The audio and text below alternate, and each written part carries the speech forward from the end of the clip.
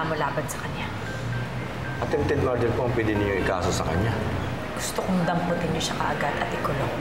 Sister, ano yan? Wala na bang urungan yan? Kung hindi lang din naman sa akin mapupunta si Jonas, lalong hindi siya mapupunta kay Elle. Alam mo, Jonas, kung hindi na dahil kay Ellery, wala ako dito sa harapan mo ngayon. Alam mo, tagilan mong asawa ko. Ilang beses ko pong uulitin na hindi mo na siya asawa. At wala ka nang pakialam, di mo may pigilan kung gusto ko siyang ligawan. Layuan mo ang asawa ko. Bihira naman yung mga yan, pati madamang pera, pagkakait sa'yo. Samantalang karapatan mo yun dahil anak ka naman ni Delphine. Para hindi ako makakilos. Alam mo, Tita Laila, sigurado ko yung si Tita Maris ang nag-utos yan kay Daddy eh. Sinusubukan talaga ako ng babaeng yan. Pwes, maghanda siya. I may sound unethical, pero may hingin ako sa'yo isang favor. Kung hindi mo ipapatalo siya sa kaso niya, bitawan mo siya. Bitawan mo na lang siya.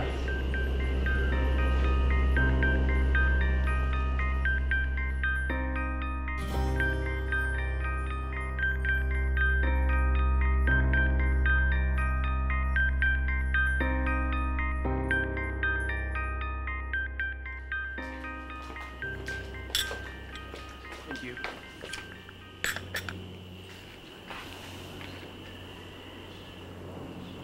Hindi tama yung pinapagawa mo kay Bill. That is so unprofessional, Enrico. Bakit ka hihingi ng ganong klaseng pabor sa kaibigan mo? Wala sa kamay mo kapalaran ng tao.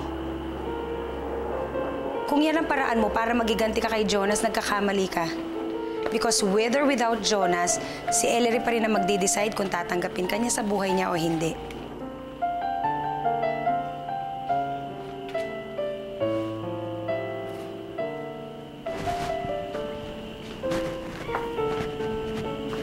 Alam mo, ate, I'm sorry, pero nararamdaman ko na napapamahal ulit si Ellery kay Jonas. At ayokong mangyari yun. Gusto kong si Ellery ang mapunta sa akin dahil mahal ko siya. At hindi mangyari yun hanggat nandyan ang Jonas na yan. Kung talagang kayo ang para sa isa't isa ni Ellery, mangyayari yun, magkakatuluyan kayo. Pero kung sila pa rin ni Jonas bandang huli, I think that's a clear indication that you deserve someone better. Pero si Ellery ang mahal ko, ate. Gusto kong kami ni Ellery ang magkatuluyan. But that's not for you to decide, Enrico. Look, you're a good man. Huwag mo sirain ang propesyon mo nang dahil lang sa isang babae. At kung gusto mong wasakin ang buhay ni Jonas, na mahal ni Ellery, hindi ba parang winasak mo na rin ang buhay ni Ellery? Think about it.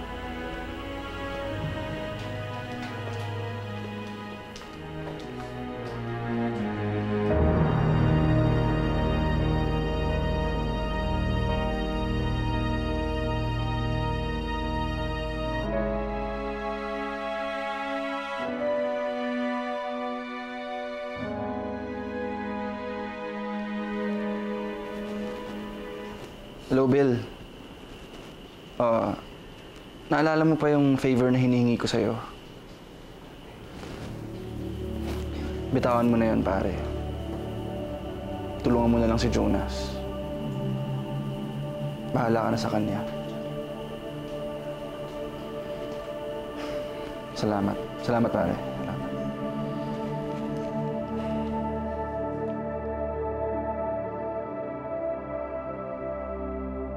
Leandro! Laya ka na! Bro, palabasin na si Leandro. Palabasin na yan.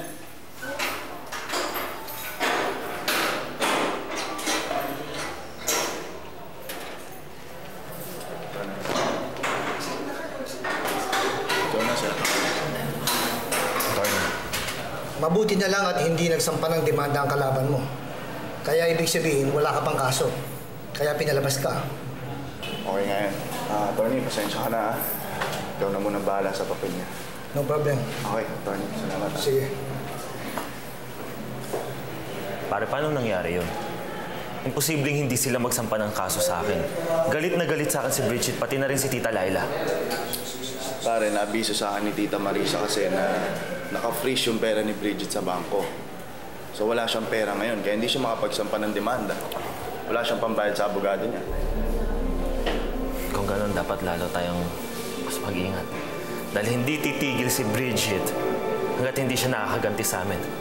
Pare, kailangan kong puntahan ngayon si Ellery.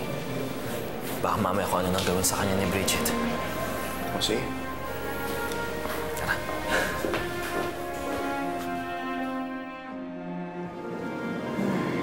Ay, salamat. Nakalabas din ako.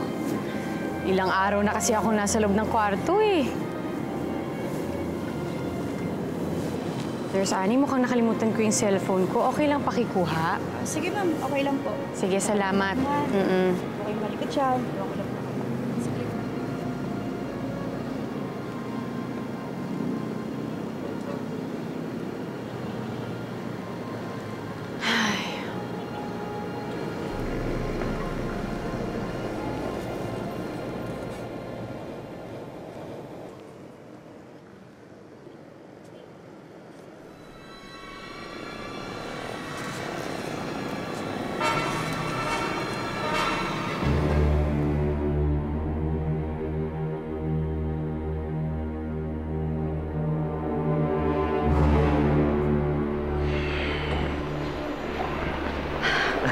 Jonah!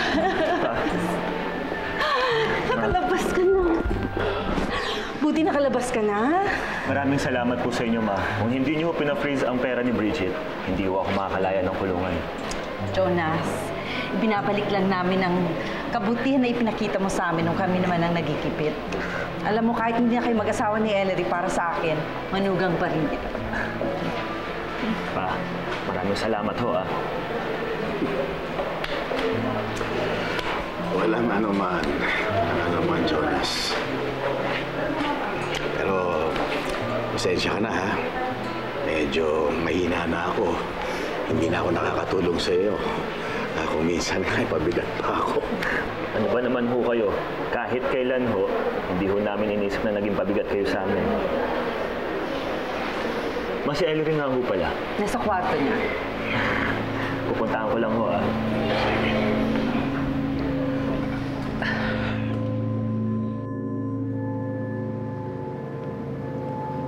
Oh, ang bilis mo naman yata. Dala niyo yung cellphone ko?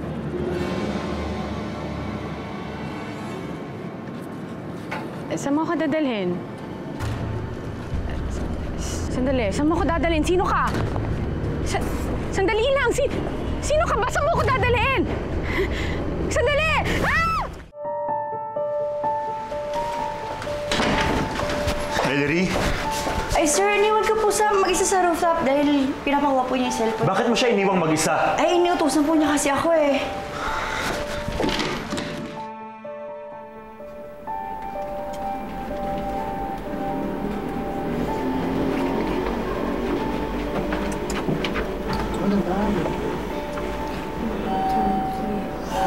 Ay, sir, sorry po. Overload na po, sir. Pasensya na po.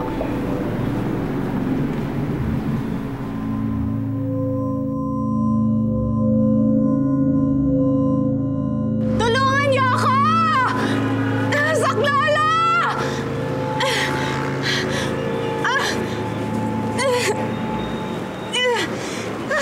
Tulungan niyo ako!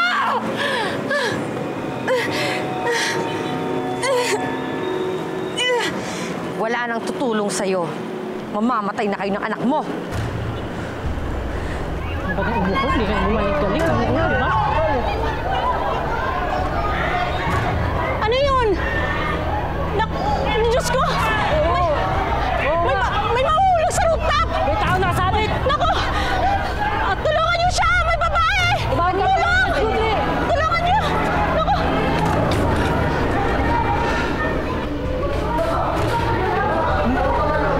Ano nangyayari, Marisa? Bakit nagkakagulo? What's wrong dito? Ano po nangyayari? Miss, ano nangyayari sa baba? May babae pong nakasabit sa rooftop. Sa rooftop?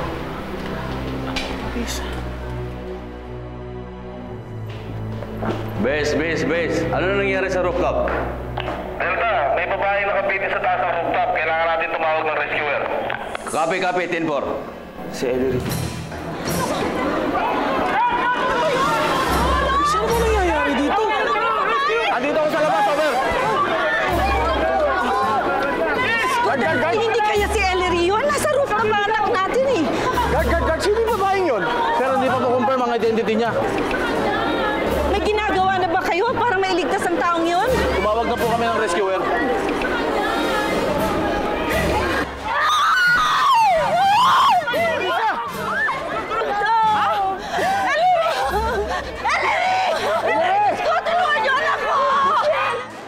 Hayop ka? Nang dahil sa'yo, naging miserable ang buhay ko. Naging basura at tingin sa akin ng mga mahal ko. Si Daddy, si Jonas, at si Sam.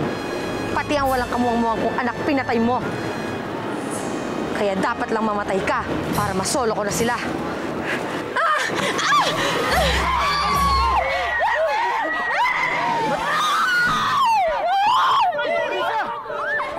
Marisa!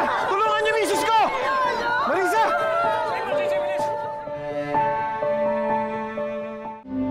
Hintayin mo ka, Ellery. Ellery! Ellery, nasan ka? Ano nangyari sa kanya? Dok, hinimatay ho siya eh. Paano niyo siya? Misis ko po siya. Wala ba siyang sakit sa puso? High blood? Wala naman po. Ano lang po, medyo na-stress po. Hinimatay siya dahil yung anak namin yung nakasabit sa rooftop. Ganun ho ba? Don't worry, it's gonna be okay. Paamuyin lang namin siya ng ammonia at babalik na malay niya. Sige po. Salamat po, Dok. Okay. Ellery! Ellery, nasan ka? Ellery! Ellery! Jonas!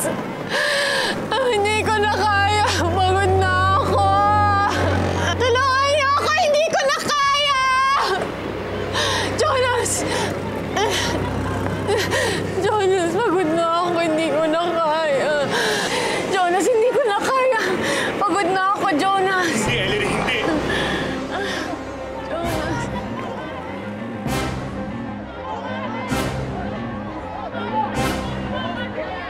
Pulis!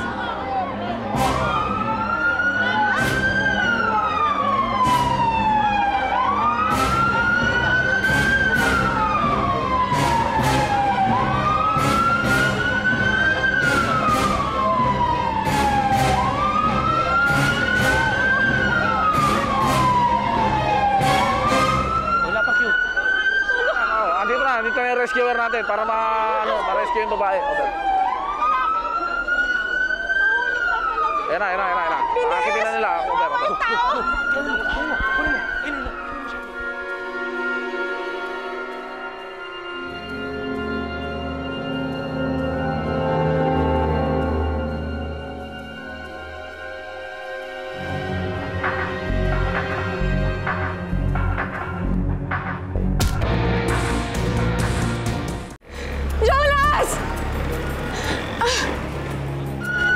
Mga kaibigan, confirm na po na ang pasyenteng nakasabit sa rooftop, siya po ay si Ellery Alejandro. Wala pong nakakaalam ng tunay na dahilan kung bakit nakasabit ang pasyente sa rooftop. Isang angulo po ang tinitingnan, baka nag-attempt itong mag-suicide. Ito po si Edmond Santiago, nag-uulat. Naku, ay nasa na ba yan si Bridget? Dapat napapanood niya to. Grabe naman siya, nagkakaawa si Ellery, buntis siya. Grabe naman si Ellery. Kamag-anak ka ba? Grabe ka naman maka-emote. Nakakaloka naman talaga eh. Buntis, nakasabit sa rooftop. Ano yun? Tinitingnan yung first floor? Anong ginagawa niyo dyan? Pa! Malay ko, pakialam ko, baka naman gusto magpakamatay ng babaeng yan.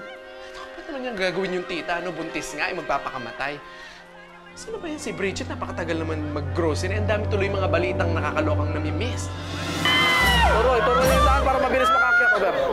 Tulungan niyo ako! Jonas! Ellery!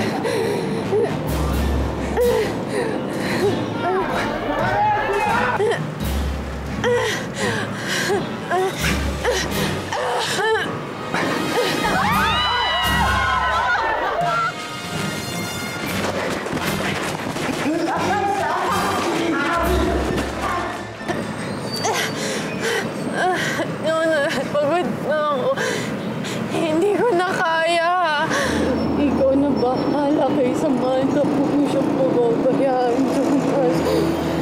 Hindi, Ellery. Kaya mo yan. Hindi ko na kayang mawala ka pa sa akin ulit, Ellery.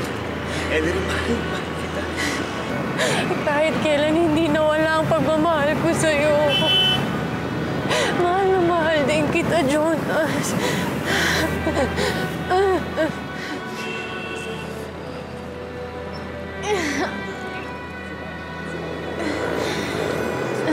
Jonas.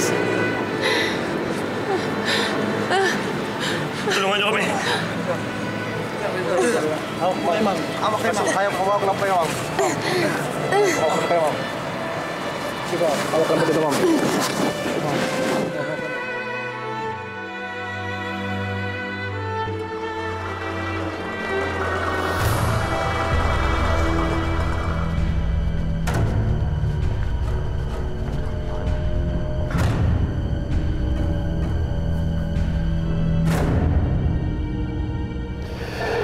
Huwag ka na mag-alala, Marisa. Ligtas na si Ellery. Mabait ang Diyos. Hindi niya hinayaang mawala si Ellery.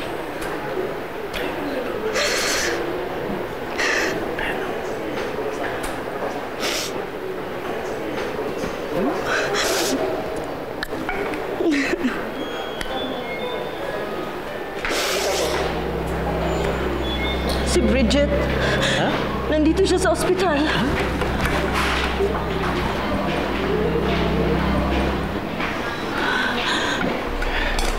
Marisa. Relax, relax. You're physically and emotionally stressed. Just relax. Marisa. Hindi ako maaaring magkamali. Okay, okay. Oh, alam ko. Pero mag-relax ka muna. Relax. Okay?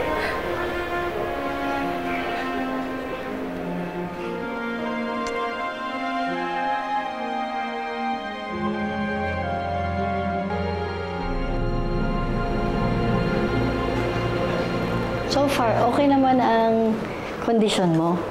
At normal naman ang biophysical profile ng anak mo. Alam mo ang nangyari sa'yo? It was really a miracle. Pwedeng namatay ka o namatay ang anak mo sa nangyari sa'yo. Siguro, gusto na rin ng Diyos na maging maayos kayong dalawa ng anak mo. I know, Doc. Mabait talaga ang Diyos at nagpapasalamat ako sa Kanya. Oo. Nagpapasalamat din po ako sa inyo sa pag-aalaga ninyo sa akin. Oh, if you need anything, kung mahirapan ka huminga, sumakit ang chest mo or ang stomach mo, just let me know right away, okay? Sige po. Salamat po. Sige. Si Ellery. Okay naman po siya, sabi ni Doc. Okay naman siya. Thank you, Doc. Sige, wala ka naman. We were so worried. Hindi ko alam ang gagawin ko kanina nung nalaman kong ikaw ang nasa taas ng building. Marisa, tapos na yon. Huwag na natin pag-usapan yan. Ang importante ngayon ay malaman natin kung sinong may kagagawa nito. Kailangan maparusahan siya. Kahit sino man siya. Hindi ko pa ako nakakausap yung mga pulis. Pero nandito na ho sila at naghahanap na rin sila ng ebidensya. Actually, tinatanong niya ako kung may suspect na daw po tayo. Meron. Si Bridget.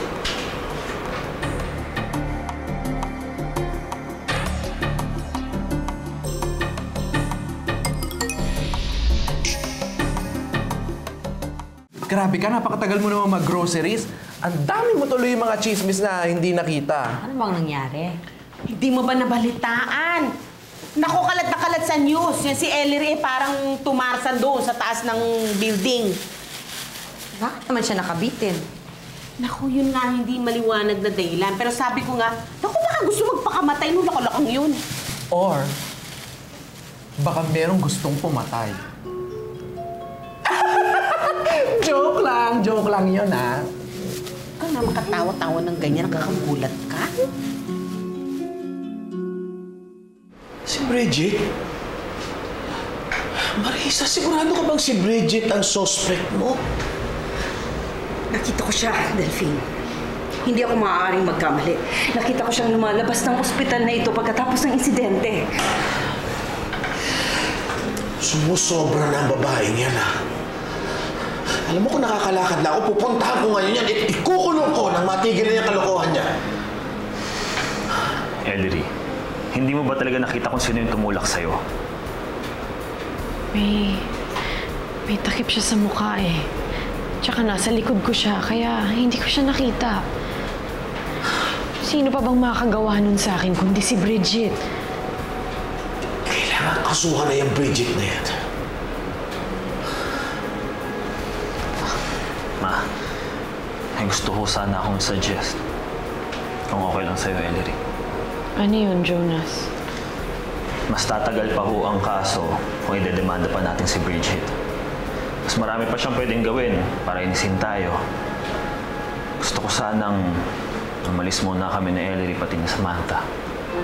Magbakasyon sa ibang bansa. Yung hindi kami maaabot ni Bridget. Well, okay lang sa akin yun. Para mas lalong maligtas si Ellery.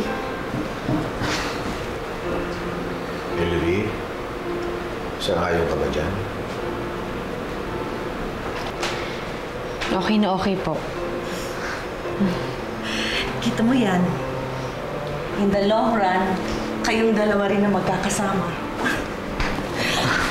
Nagpaanaw pa kayo.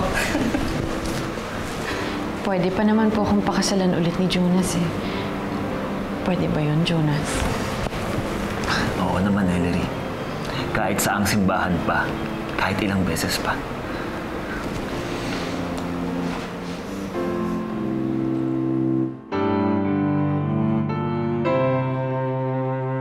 Bakit kaya kailangan na ito'y mangyari ba? At sasaktan mo ang puso ko't ngayon'y mag-iisa. Hello? Pwede pa makausap si Samantha? Naku ma'am, pasensya na po kayo, pero paris na po sila mag-anak eh. Saan sila pupunta? Sa Amerika po, doon na po sila titira. Hindi ako papayag. Hindi nila pwedeng ilayo sa akin ang anak ko. This is life, ha? Peaceful, quiet. Kapag laging ganito ang buhay natin, mababawasan ang wrinkles sa mukha ko. Ma'am, tama na po. Umalis na po kayo. Nina, harapin niyo ako! Ano ba yan? Ma'am, kanina ko pa siya pinapaalis. Tigis ng ulo. Ako magpapalambot ng ulo niya. Ayan! Maligo ka sa kaning baboy. Baboy ang ugali mo, kaya bagay sa'yo yan.